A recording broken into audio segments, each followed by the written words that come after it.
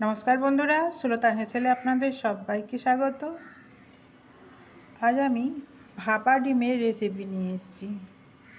দেখুন কত সুন্দর হয়েছে, আর এটা রুটি দিয়ে খেতে অসাধারণ লাগে, ভাত দিয়ে খেতেও দারুণ লাগবে। আর আমার এই রেসিপিটি আপনাদের যদি ভালো লাগে তাহলে লাইক আর সাবস্ক্রাইব করতে ভুলবেন না যেন। যদি ইউটিউব থেকে দেখেন তাহলে লাইক সাবস্ক্রাইব করবেন, আর যদি ফেসবুক থেকে দেখেন তাহলে পেজটি ফলো করে দেবেন।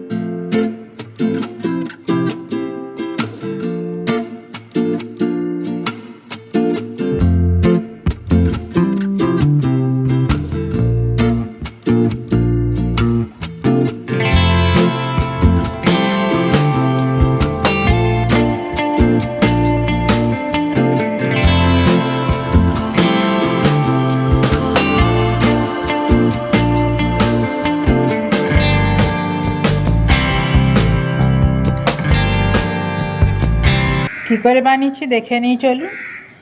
একটা টিফিন বাটি নিয়েছি, সেটা শুকনো করে মুছে নিয়েছি। এরপর এর মধ্যে আমি সামান্য তেল দিয়ে দেব, দিয়ে তারপর চারদিকটা খুব ভালো করে তেলটা ব্রাশ করে নেব। এরকম হাতে করেও ঘষে নেওয়া যেতে পারে। চারদিকটা আমি লাগিয়ে দিলাম তেলটাকে, যাতে ডিমের গলাটা ভাপা হয়ে ভালো করে বের করা যেতে পারে। এরপর একটা একটা করে 4টা ডিম আমি ভেঙে দেব। এখানে আমি 4টা ডিম নিয়ে ভাপা ডিমের রেসিপিটি বানাবো। তারপর নুন দিয়ে দিলাম স্বাদ মতো, তারপর খুব ভালোভাবে ফেটিয়ে নেব।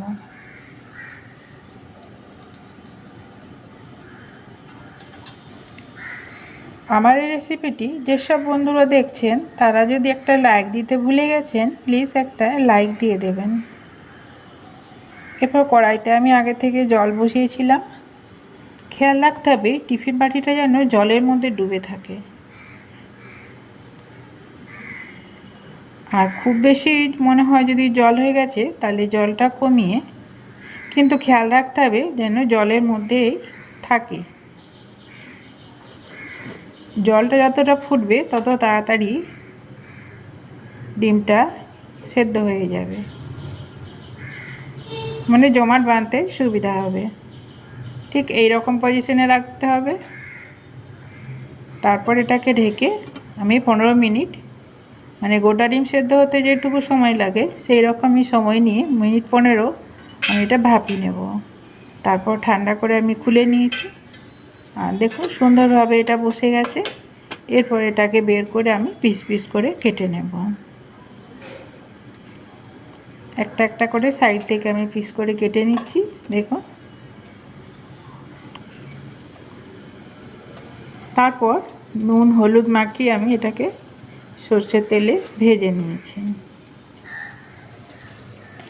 আর এটা ভাজার পরে এগুলো কতটা ফুলেছে দেখুন, দেখুন কতটা ফুলেছে। সর্ষের তেল দিয়ে, অবশ্যই সর্ষের তেলে ভাজতে হবে, তাহলে কিন্তু স্বাদটা ভালো হবে। এরপর চলুন গ্রেভিটা তৈরি করে নিই।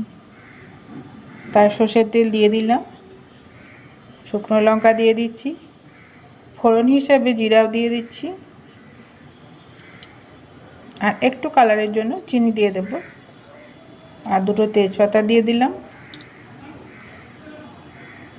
সকালের দিকে বাচ্চাদের স্কুল থাকলে সেই সময় ঝট করে এরকম ভাপা ডিমের রেসিপিটি সুন্দরভাবে বানানো যায়। একটা পেঁয়াজকে কুচি করে দিয়ে দিয়েছি। এটা বানাতে বিশেষ কিছু ঝামেলা পোহাতে হয় না, চটজলদিও হয়ে যায়।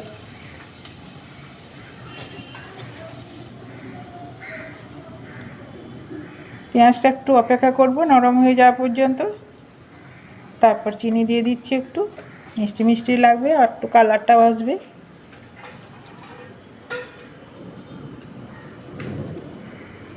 এরপর একটা পেঁয়াজকে আমি কুড়ে নিয়েছিলাম, পুরো পেঁয়াজটা আমি দিয়ে দিচ্ছি।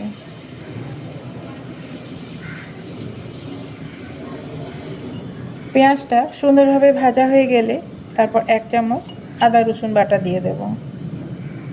সাথে একটা কাঁচা লঙ্কা বাটা। তারপর খুব সুন্দরভাবে মশলাটাকে কষিয়ে নিতে হবে যতক্ষণ না মশলা থেকে তেল ছাড়ছে বা মশলা থেকে কাঁচা গন্ধটা যাচ্ছে।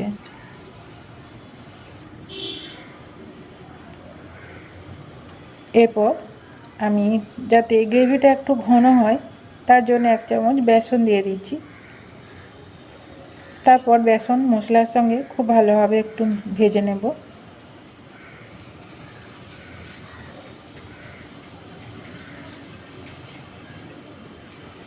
ডিমের কারিগুলো সচরাচর পাতলা হয় দেখবেন, খুব তেল মশলা না দিলে। আর এরকম যদি 1 চামচ 2 চামচ বেসন দিয়ে দেওয়া যায় তাহলে গ্রেভিটা একটু ঘন হয় আর খেতেও ভালো হয়।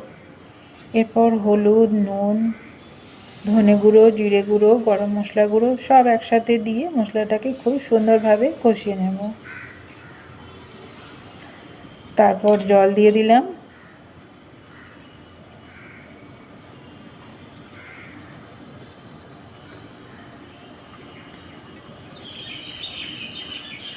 দিয়ে ঝোলটা ফুটে যাওয়া পর্যন্ত অপেক্ষা করব। তারপর ভেজে রাখা ডিমগুলো দিয়ে দিচ্ছি। দিয়ে আমি আরও 2 মিনিট ফুটিয়ে নেব যাতে ডিমের মধ্যে মশলাটা খুব ভালোভাবে ঢুকে যায়।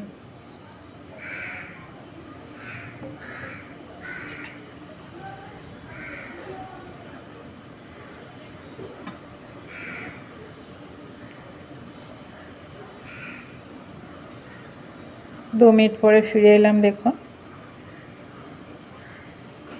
এইরকম ডিমের ঝোল থাকলে কিন্তু মাখার জন্য আর কোনো ডালের দরকার পড়বে না। এরকম ডিমের ঝোল দিয়ে কিন্তু ভাত 1 থালা খাওয়া হয়ে যাবে। দেখুন, ডিমগুলো আরও ফুলে কত বড় বড় হয়েছে। এখানে আমার মোট 4টা ডিম আছে। 4টা ডিমের 4টা ভাপা ডিমের তরকারি আমি করে নিলাম। তরকারিটা হয়ে গেছে পরিবেশনের জন্য। দেখুন কত সুন্দর হয়েছে।